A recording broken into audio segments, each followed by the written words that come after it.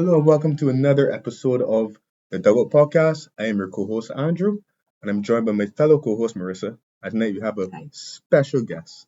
We have Roshon Gittens, Yes.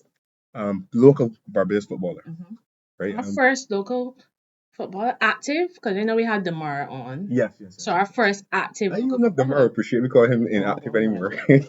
He still play? I feel so like sometimes Oh, maybe I okay. won't give benefit though. Okay. I can't be sure, but I'm giving him the benefit of it though. But Okay. we have Rashawn Gittens joining the show. Thank you, Rashawn, for joining us. Yeah. And we look forward to a wonderful discussion that Marissa has prepared. Yes.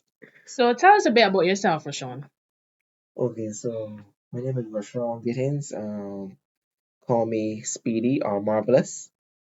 So I would say currently I'm a salesman for Stanford Scott, and I also still play football. I would say full time. I don't want to call it part time because I'm Right. still fully active, Right. still training Mhm. every other night, Mhm. still putting in some gym work in between. Mhm. Yeah, so I'm a salesman. I play football for Elton FC. And in my free time, I'm interested in business, so I have my own business going on. Yeah, they also you do a lot, man. Okay. Yeah. Sounds good. So you say you play for Ellerton and they call you Speedy. So where you play? So position wise, Mm-hmm. so on the field I play. All right, so I started out playing on the wing. Mm-hmm. So I used to watch a lot of Neymar, Ronaldinho. So Okay. I central around of skill, pace. Mm. So I would have then evolve into the midfield creative role, like attacking midfield. I also like to get back a lot, so I be like that box to box in a sense for my Okay. team at the moment. Mm-hmm. But before I was like a winger direct. Okay. So like most people know me from like going 1v1 at anyone, Okay. you know, getting a crossing, try chipping in with some goals, that kind of stuff, yeah. Okay. Okay. So how you got into football? So I got into football really and truly through watching a lot of games on the TV. Mhm. I also my parents bought me a PSP when I was younger, so and it Mm. had football on it. So that's how I really get into football because that way now I would get to see the players all the time. So a lot of my friends still want to know how I know this player, how I know this player, but I just know it from the game. So Oh. playing the game, I see players like the same like Balat, Drogba. The game had a classic mode, so you would see the players from before like Beckenbauer, Cafu, like you see the old players, Mm-hmm. Thierry Henry, all the old players. Mm-hmm. So like yeah, so I would have gone into football there, then I would have start I would say primary school. Primary school now. I would have gotten the opportunity to I was always the one that was playing with the older fellas. Mm. So when I come amongst my peers now, I used to feel a little superior, like almost like these men I used to play with men, so not playing with these boys now is almost like nothing. That's how I used to feel. So primary school I would have gotten the opportunity to play with the St. Giles Primary School by co-football. So that's where it would really kick off. Okay. People would have really started seeing my skill because it was a scrimmage a lot too at home. Mm-hmm. You know, behind my house at my father's house, it's a scrimmage a lot, and I love pasture behind me. So I would have just mold myself from there. Mm-hmm. And then playing from Bleming and the IB2 all running all around there.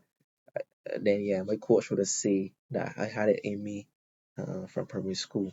Yeah. Okay. So you play any youth football for Barbados? Yes, I was actually the under 15 Barbados captain. Okay. So I captained the under 15 Barbados team where we flew to many countries. Like we went to like Guyana, we went to St. Vincent, Mm. we went to America too. We went to IMG Academy and we played multiple games in championships and so forth. Okay. Yeah, so I was a big influence. I would say I was a leader, always a leader too. So a lot of the guys used to really look up to me too, and I used to see everybody as the same. So the respect was always there between coaches, players, you know. Okay. Yeah, so Okay. That's good. I mean, so he's our second captain that we've had on the show. Yes. But the Yes. more also captain. So yeah, Yeah. yeah, yeah. So in terms of leadership role that you found, what's the biggest challenge for you in terms of leading the team as a captain? I would say trying to all right having everyone favoring you or being liked by everyone. I would say that as well because in your head you're the captain, so you think that everyone should be looking up to you or liking or agreeing with everything you do, Right. but it don't be like that. Right. So when you realize, well, like, all right, sometimes in a team everybody will got them personal friends that you may be closer to John and Harry, and then David and Tom may be a bit closer to one another. So what is happening in the team now is that you will find as a captain you want everyone to like you, but it don't work out like that. Some people may think that, or you may not even deserve to be the captain. So there'll be a lot of energies, so you gotta try to be able to look over that. I put that aside and understand that and you're gonna make the right decisions. You gotta, in terms of speaking to certain players in a certain tone, you gotta be overall aware of everything you're doing because it could start to break down the team too if you start to do things in a way that, like, 40 or 50% of the team don't like how you operate as a leader. Yeah, so that's a challenge that I found while I was the captain of those teams, trying to be liked by everyone, but you gotta see over that. Yeah, That's interesting because I could see how that would help you even in your day to day. Because then, would you say then that that has helped you kind of be able to kind of read people and energies and then know how to maneuver? I mean, that might be a bit of a personal question, but I just felt that that was kind of coming out. Yes, I strongly agree that that's the direction it forced me in because me in general as a person, I was a person that I never used to speak much. I used to always observe. So for me, observing and seeing a lot of things, I used to just move to suit rather than acting so fast. I used to be sitting back and saying, all right, that's what's going on there, that's what's going on there. All right, cool, let's see what we gotta do now. Right. You understand? I was watching from others too. So if I make a mistake, I don't know what I'm gonna do what he just do. So I just say, in terms of decision making too, it will help me to, me make a wiser decision. I mean, not make the smartest decision at that point, but will make one that wouldn't be too rash or forced. Yeah. So yeah, and as an energy man too. So my energy, reading the room and that kind of thing. So like even my workplace now. Don't say too much because you're on camera. Yeah, it's true. But all of that You helped get in me. trouble. Yeah, all of that helped me to Yeah. be more aware. Yeah, Sure. Increase my understood, awareness. understood, Yeah, understood, correct. understood, understood. But you find, I know this is skipping ahead a bit because we can talk a lot about Barbados football and stuff, but you found as you got older, do you find like there's still that kind of jealousy energy among persons, or you found that persons are more mature about it and they respect, that everybody can be captain and what you think? As I got older, I think that it is kind of phase out. It is kind of phase out the fact that thinking about that was in my in the youth days, it used to be like that. But then you may get older, you understand, all right? You gotta lead this team, you gotta make decisions. Who don't agree? They don't agree. We will start to see how best we can smooth it out. But you just put everything aside and put the team first. Right, right. So that's how it is be when you get older. And yeah, so but don't get me wrong, jealousy and energies and things will always be there because that's people, you see? People like that. So when you just put all that aside as a man and maturity and all these things start coming into play, it's just to so put the things aside and just deal with the program. You think that's happening pro football? Like, cause like he say is a people thing. So you think that some pros has got certain energies and vibes towards each other that probably could disrupt squad harmony sometimes, especially sometimes in a team that may not be always winning. Of course. Mm. Jealousy, envy is a human trait, so it can always be there. I think it's not only the players, it's probably coaches as well. Yeah, from because I mean, and it's one of the more difficult things about learning how to lead, because as he was mentioning, some certain aspects almost kind of familiar to my job, but like as I told my students the other day, like it's nice to be important, but it's more important to be nice, right? But at the same time, you gotta You come in remember, with your wisdom. yeah. Sometimes like you can't always like we were doing animal farmer day, for example, and communism is something that's important to that text in terms of equality. But there's never a perfect society, so there's never going to be complete equality or harmony among human beings. And I think that's something with leadership we gotta kind of understand. Trying to be fair, but at the same time, you make a decision, you gotta go with it, you gotta believe in yourself, and yeah, as best as possible, could try to explain why you made a decision, but this is path forward. But as game leaders also got to kind of temper the ego because you also need to be open to outside help or outside counsel because somebody may see something through a different perspective that you weren't necessarily considering at the beginning. Right. I'm sure that he would have experienced that as a captain too. Yeah. Sure. Yeah, especially captain because captain sometimes you captain older players or more experienced players sometimes too. Yeah. So yeah. That's true. So let's talk a bit about local football in Barbados. So Andrew and I will be the first to admit we don't follow it as much as we probably should. I remember last year I went to a few games and I had some thoughts. I had my local football experiences In- at the old national stadium and I had the Pedro Mm. Rockets team. Risto, that was his name, I think.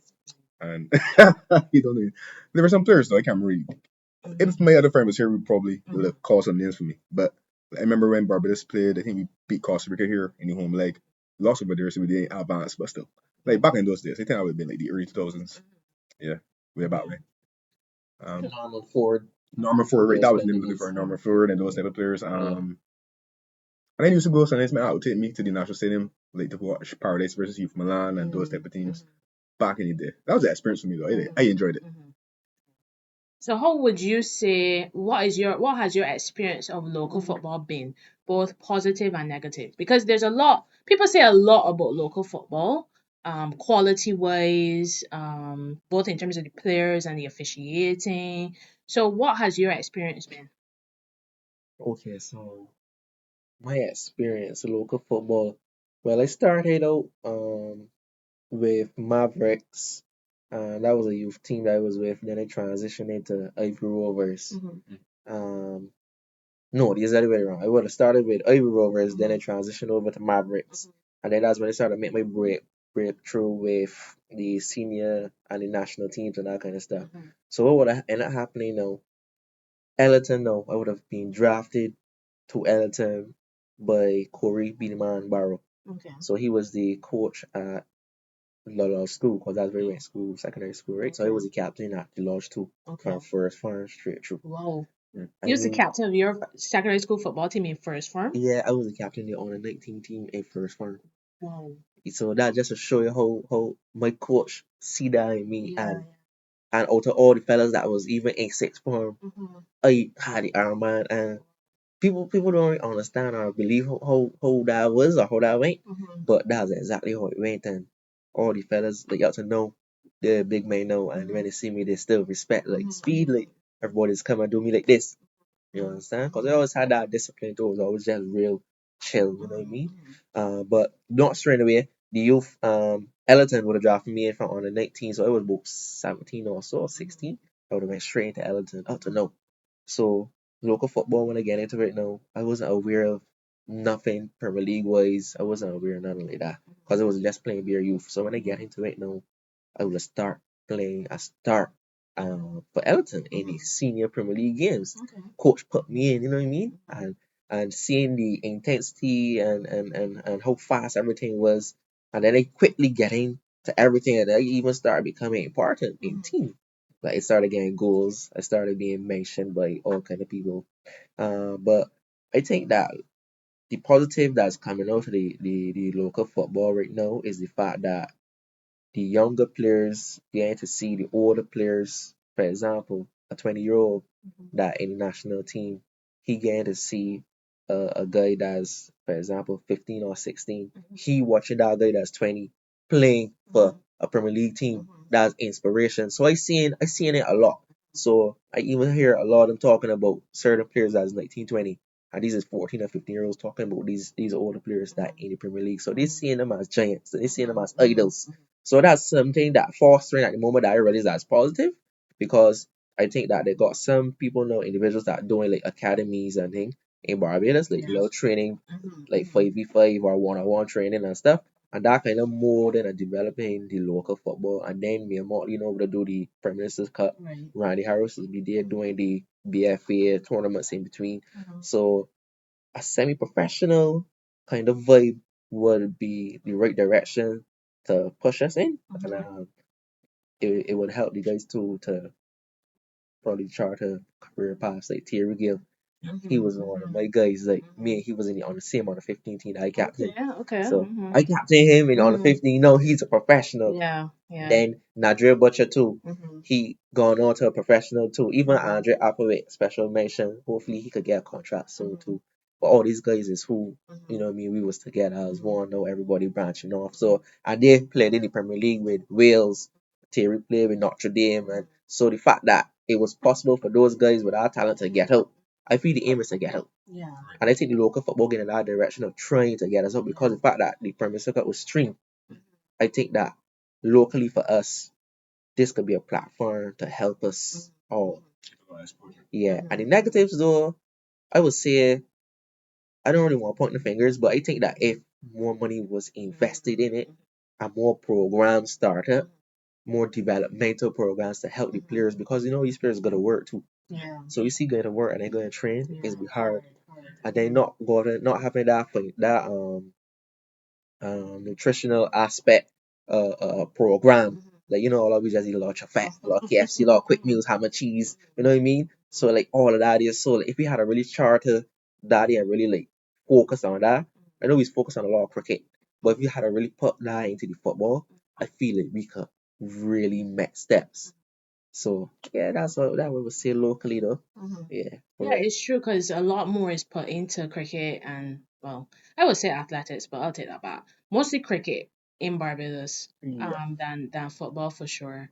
But those are some really interesting points you made because I saw Thierry has a new loan deal at a Polish club. It is recently, yeah. Yes. So he's doing really well, and I think you made that point about these younger ones seeing the older ones in Premier League, but even the younger ones looking at the theories and seeing, well, there could be a potential pathway for us. So I think that's a really good point you made. You want to say something?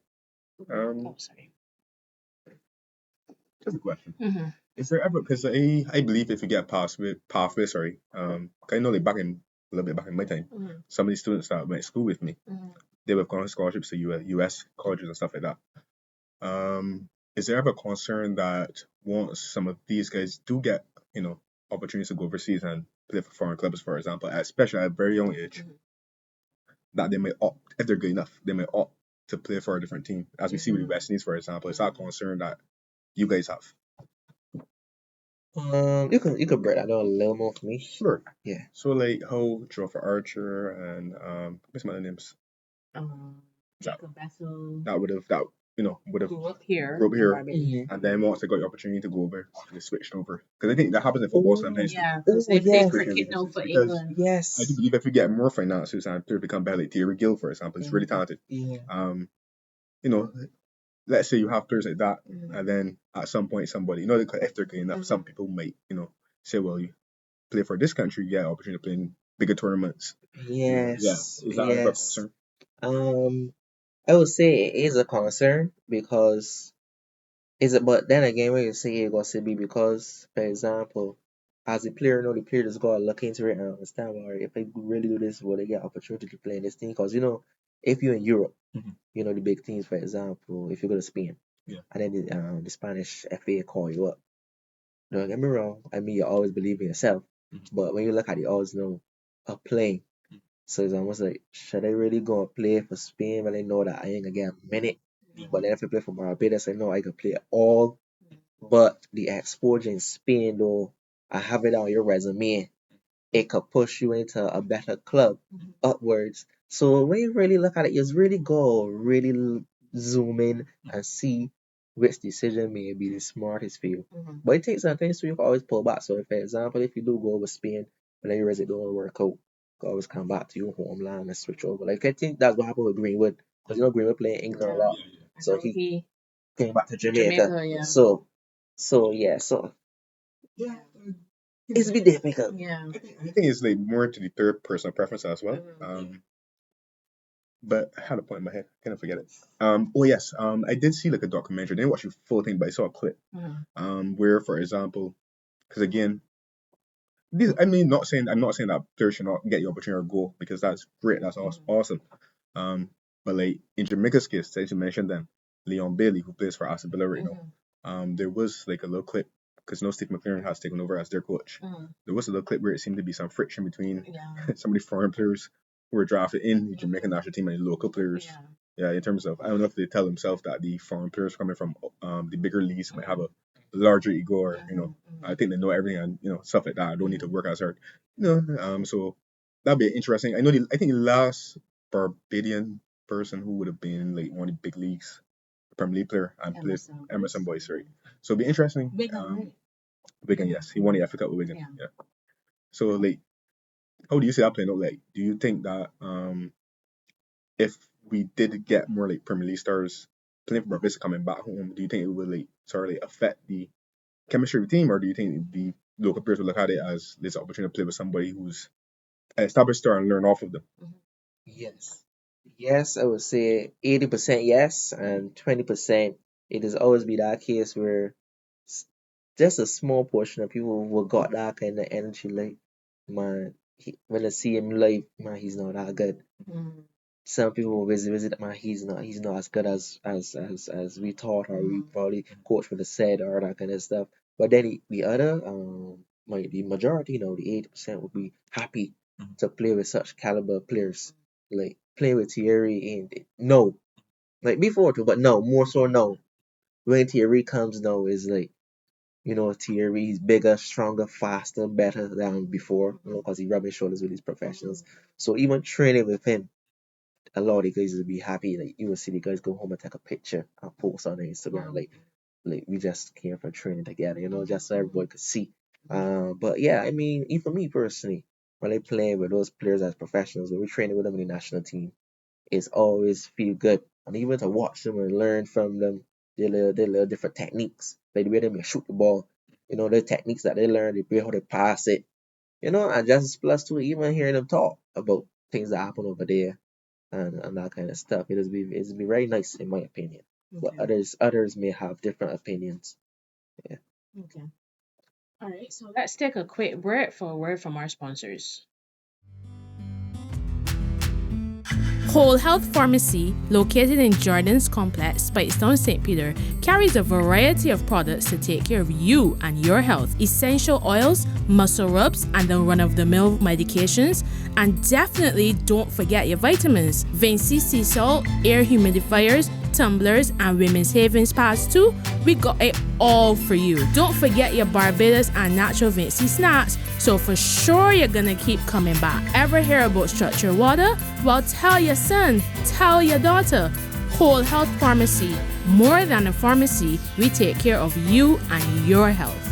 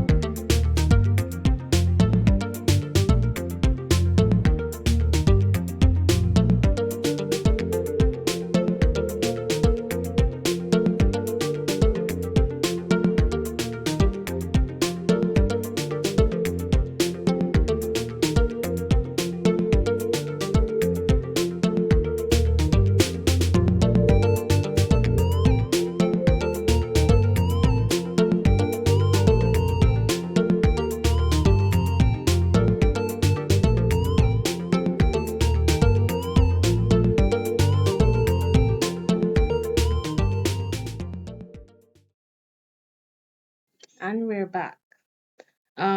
So you mentioned earlier the PM's Cup, so we want to talk a bit about that. Like, how was it? Tell us about how you personally did, how your club did.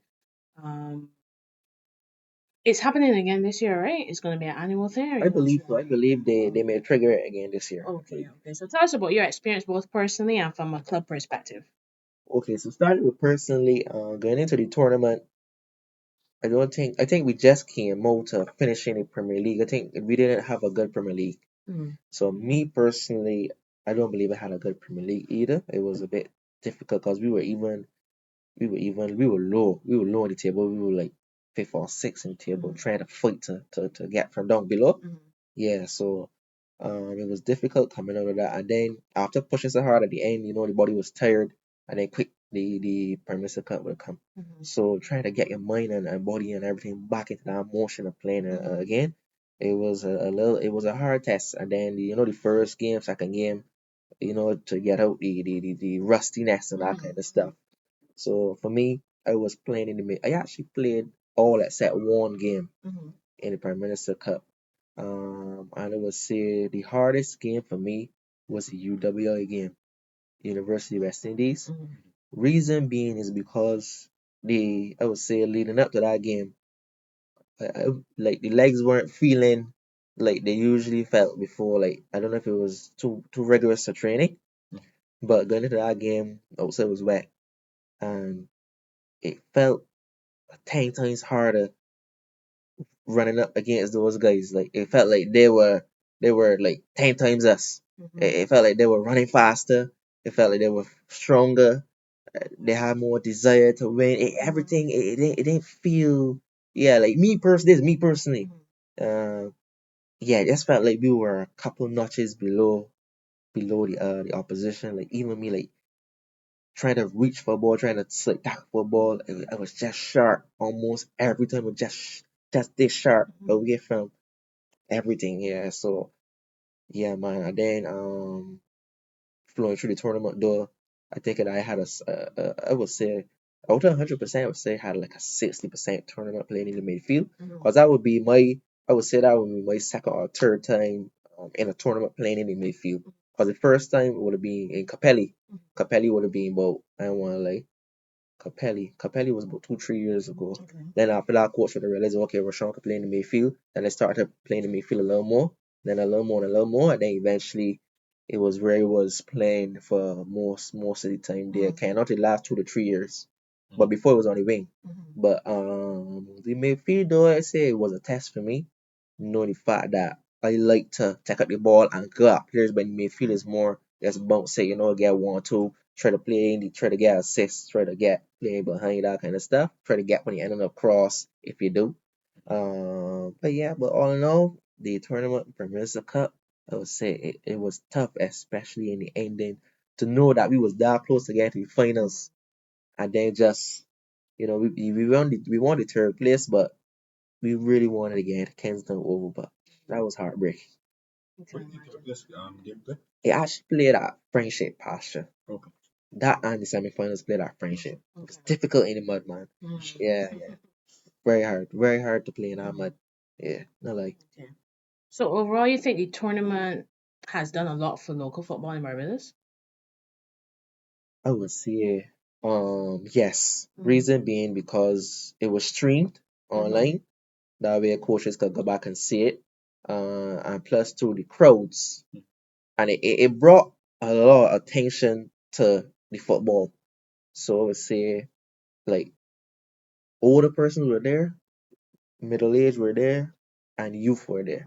And everyone saw how well put together the tournament was in terms of the footage, the highlights, that had player of the week, that had, at the finals, that had the presentation. Like it was well set up. However, even the trophy looked very nice. So This one also had a video assistant referee too. oh yes, that was coming on Yeah. to the end. Okay. Oh, and not all that, you were also paid. Okay. So all of these are plus signs. So I would say I was surprised. I never really played. I know before I had the David Thompson tournament and the bigger tournaments before, which was 50 grand, 60 grand, but this was 100 grand. So this was an inaugural tournament, I think too. So yeah, so I think it was a plus for sure. Yeah. For sure. That's good to hear. Yeah, really, okay. All right. So what I wanted to ask you now, you mentioned that you play youth football for Barbados. Have you ever played international football for Barbados? Yes. Okay. I transitioned into the senior team, I would say around 2019 or 2020. But before that, though, I actually was in friendlies before, so I traveled with the senior team to play in some friendlies in St. Vincent. And now that I really thinking back about it, I was a youngster, and the fact that I was selected to play with those guys senior level, that means I had something in me that the player that the coaches saw and like. So yeah, but I was always a determined fella. Like they even had a time where I was playing a match and I had a little, not really an asthma attack, but my chest would get tight. And like my father would always say to me like, Roshon, if your chest ever get tight, let's stop. But it's a man like sometimes I would just find that off like, you know what I mean? Like they try to be tough and that kind of stuff. So I would say they got something called a beat test. And in the national team, if you don't pass the beat test, if you fall in early, it's almost like that's be a trigger to try to get you to be selected for the team. So if your coach realizes, well, this man can't handle this beat test, this man really fit enough for this team. So that's be a mental test too. So like to beat that test, you just feel good on the inside to know that you really beat that test. But yeah, but I was selected for the senior team on multiple occasions where I was able to travel with these guys. My latest outing with the guys would have been when I traveled to Dominican Republic to play Dominican Republic. That's when we got defeated, I think 5-3. I think that was in the qualification stages there recently. But yeah, so I think that this year I would like to be selected for the team again. So you're still in and around the national side. Yeah, like I heard that the guys were asking why or if I would like to come to training again because I was training before, but I had stopped due to certain reasons. But I did hear the captain was telling me about Roshon, the coaches were asking about you, would you like to come back or would you be interested or how you feeling? So I just gotta get my mind back in the right space. Really, yeah. So where do you think Barbados football can really go? I think that, as I say, due to the fact that we gotta go to work and we don't really be in like how some football academies are overseas. I think the word football academy, football school, where you go to school for a bit and then you just go and do football for periods at times. Like, usually we just do it, we just do it like this. We go to school from 8 to like 3, then we train for 2 hours, and we do that like twice a week. And to me, that's not enough. Those fellas out there playing rapid, like they're playing friendlies, they're playing games, they're playing games, they're playing games. But we only doing that like twice out of 7 days. Well, they're doing it probably like 5 or 7 days, as far as I know. So I think the academy route where we got that specific training, you're working on your technique 24/7.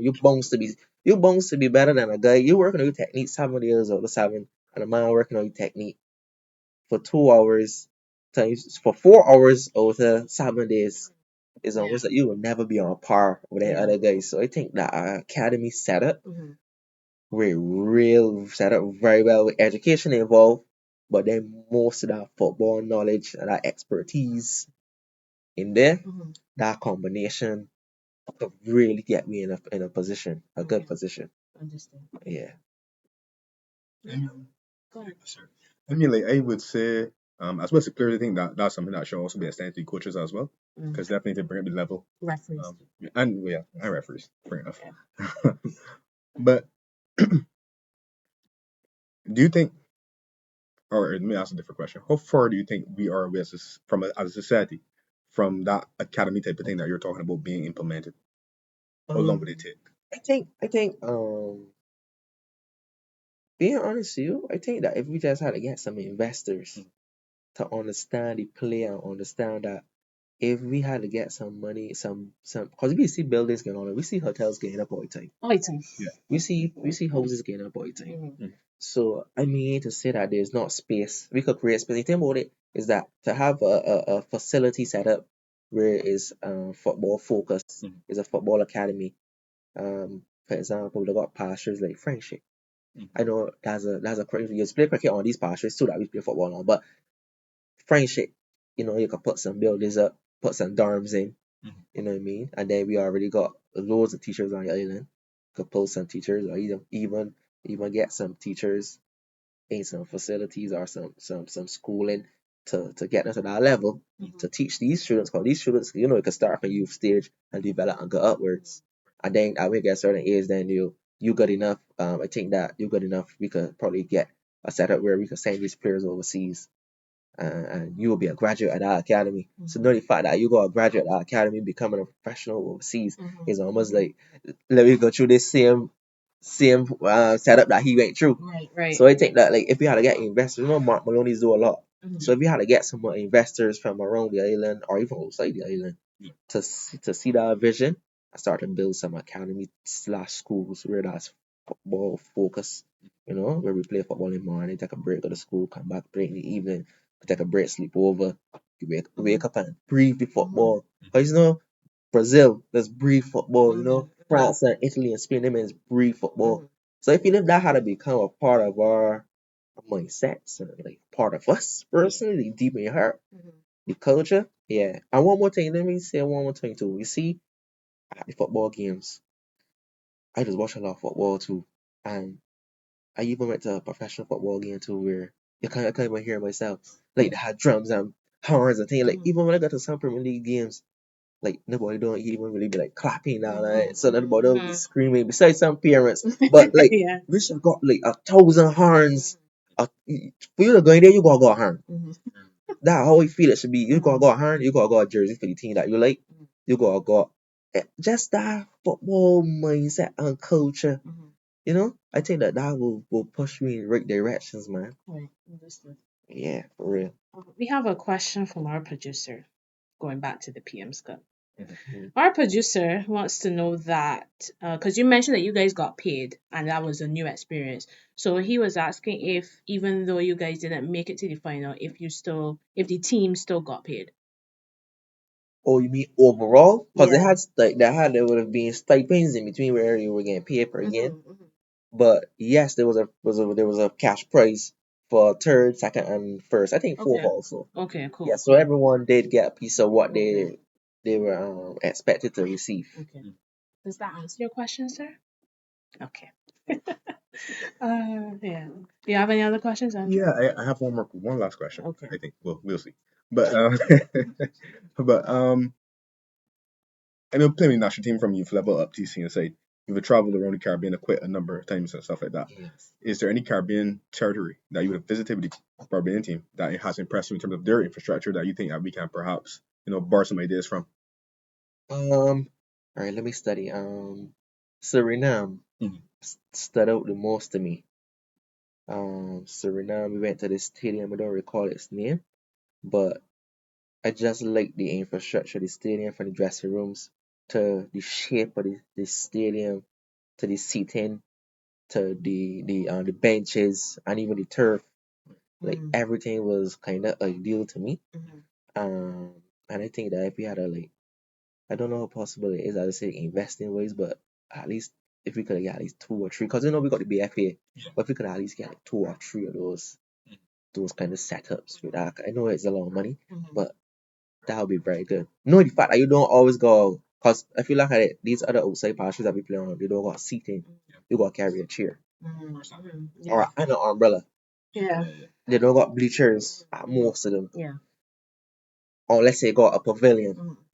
So I feel like I would really like to live and see it happen in the future. I don't know, but I say it gotta be from the heart. You can't just be doing it just because it gotta be saying deeper than just the surface for we to reach that serious level of football ways. But but Suriname for sure. I like the setup of these stadiums in Suriname. But Suriname I think they got a professional or semi-professional type setup. So I think that's why the stadiums like that too. Okay. Yeah. Anything else for you? No. Okay. You answered all my questions. Okay, so you have nothing else. Nothing else. All right. Well, wait. You have nothing else. Um, Well, you answered me. Wait. we can't even make sure. Yeah, sure. All right, how much time do we have left? So like 10 minutes, right? No, like a couple. A couple. Remember, he training like at 7:45. Oh yes, Yeah. my bad, my bad, my Yeah. bad, my bad. But in the interest of fairness, I'm not going to extend my questions any further. But we hope to have You you want back. to go one more? What for? You have one more He question? might apparently he don't mind the Yeah, I laps don't that he mind. might Yeah, I go don't do. mind. So if you have another one, Yes, I have one more question. The okay. viewers don't know, but you mentioned it to me earlier, so I'm just going to mention it. You did say that you were a Chelsea fan. Have you been following the season closely this year? No, I gotta be honest. I haven't been following the season as I wish due to the fact of how my work is set up, my workload and what I do otherwise too. I haven't been able to really watch the games, one. And two, I haven't even been able to track or check the score lines, seeing what's going on that much. But I will check some highlights in between, to be honest. Any thoughts on team so far? Where are you going with In this? terms of the team though, Nkuku, Modric, Modueke, I just wonder where their future will lie in terms of the Chelsea team, because I know Cole Palmer is a staple now. I realized that the guy Pedro Neto is breaking through. Yeah. And also Jackson is a staple too, due to the fact that he did chip in with a lot of goals these days. And we don't know the Saicedo, and we don't know my man Enzo in between there hitting. Rich James though, I just wondering if he can stay fit, because he's been a little in and out. Cucurella's playing solid. But overall though, I am aware of everything that's going on to an extent, but watching them play, I haven't really been watching them play fluent because of my workload. But I just wondering what will happen in terms of those guys, because they're a little concerned. But Dweck is a top player. Modric was playing it hardest. Wonder if he can look to go on a loan or what's not. And then my guy in Kuku, which is a top, he was playing very good in Bundesliga, but he got an injury too. Yeah. So those three guys is my main concern as to how we can go about, sorting them out in the future. But yeah, I still aware, but not like I would wish to be. Fair enough.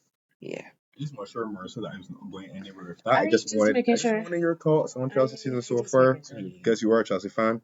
And I feel as though that's important, Great. Yeah. So, that being said, Yeah. that's it for It me. was definitely good having you, Roshon. Definitely some insights. Definitely. I think it's kind of encouraging me to maybe follow local football a bit more than I have. I'm not proud that I haven't been following it as I should, but I think talking to you, your passion, I feel it. So, yeah. Yeah. Likewise, I feel as though you have me feel as though like no, I feel like next season or whenever I probably will go on taking a game or two. Yeah. This season going on all right, so Yeah, maybe we could take on the game. Yeah, I'll send you the schedule. I got it. Yeah. All right, so that brings us to the end of another podcast. Like, share, comment, subscribe. Follow us at the Dugout _podcast. Follow me, Rissa Simone 91. Drew 9106. You have a social media handle? Yes. Roshon Gittens 11. That's Instagram. That's my Instagram. That's where I got some of my football content. Cool. So make sure you follow Roshon as well. Check him out. And, as me and Andrew are saying, we would like her taking the game. And make sure you taking the game too. And so provide that support and that passion that Roshon is definitely asking for. Not only from the people with the big money, but from us too. Let's, try to go to more football games and create a good atmosphere for the guys. So thank you for joining us. And we see you again next time.